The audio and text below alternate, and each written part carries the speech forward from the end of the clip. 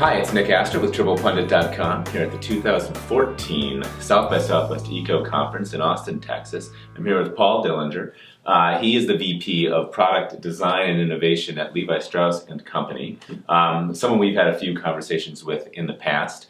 Paul, you just came off a panel yesterday, which was about how creativity and design can tackle these big, meaty problems of sustainability.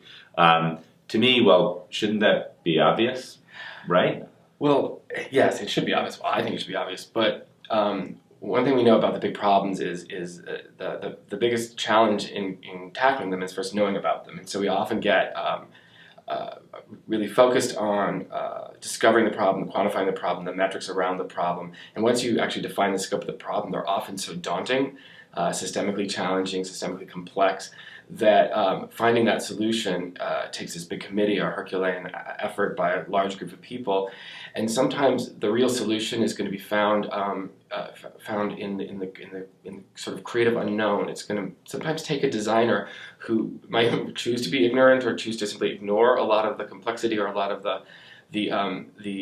scope of the problem and just ridiculously dream of that positive, optimistic future. Design is a predictive process. We anticipate unknown futures, and sometimes when the problem is so big, hairy, and scary that it might shut a lot of other people down, the designers are sometimes just dumb enough to tackle it. And in choosing to be sort of like, the fool or the jester in this whole process, we can imagine ridiculous possible scenarios that, with then all the might of the rest of the organization, can sometimes come into being.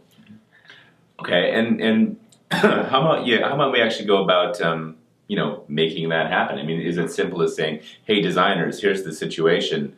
Give me what you got," right? Or is it a little bit more sophisticated than that? Well, I think a good example of the type of disruptive, sort of silly, backward thinking that yields great solutions that we showed at Levi Strauss and Company was the Waterless Project. All jeans go through something called the wash process, the finishing process. It is through wash that we get the different levels of blue that define our scope of assortment.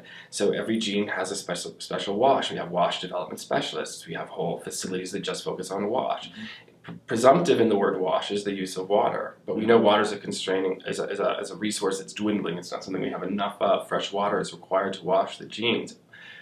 But then some designer along the process said, "Hey, what if we wash the jeans without any water?" Completely counterintuitive inversion of the meaning of the word wash.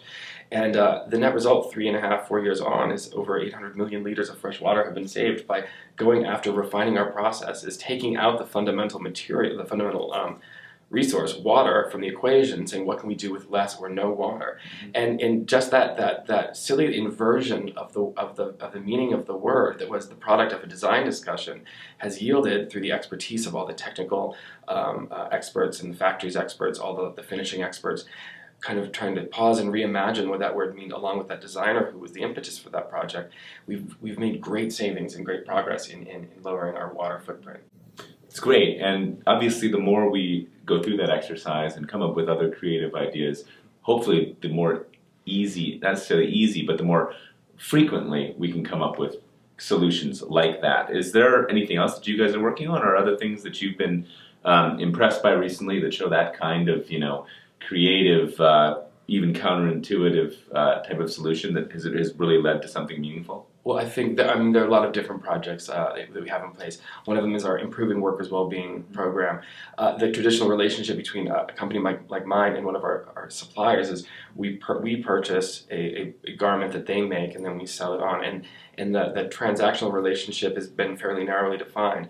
We're trying to sort of imagine a new relationship where, beyond just the purchase of the object, we make that coincide with an investment in the community where the object's made. So rather than it being simply goods, cash flowing to the factory, goods flowing to the company, we're seeing how can the factory and the company combine efforts and carve off a little piece of that to actually just improve the quality of the community around the factory.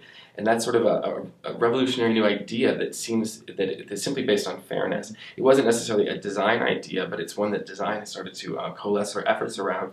And we have products like the well thread assortment in Dockers, where the designers are saying we will only work in this process with those factories that are generating the social value, and we are willing to completely reimagine what the design process looks like, conforming our activities purely to the capabilities of those factories where social value is created, and seeing how diverse and dynamic an assortment can we get out of this constrained resource, this small group of factories.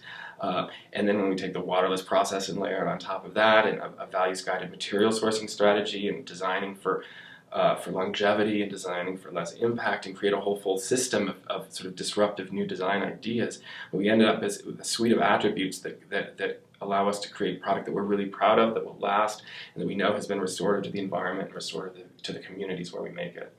Fantastic. Paul, thanks very much.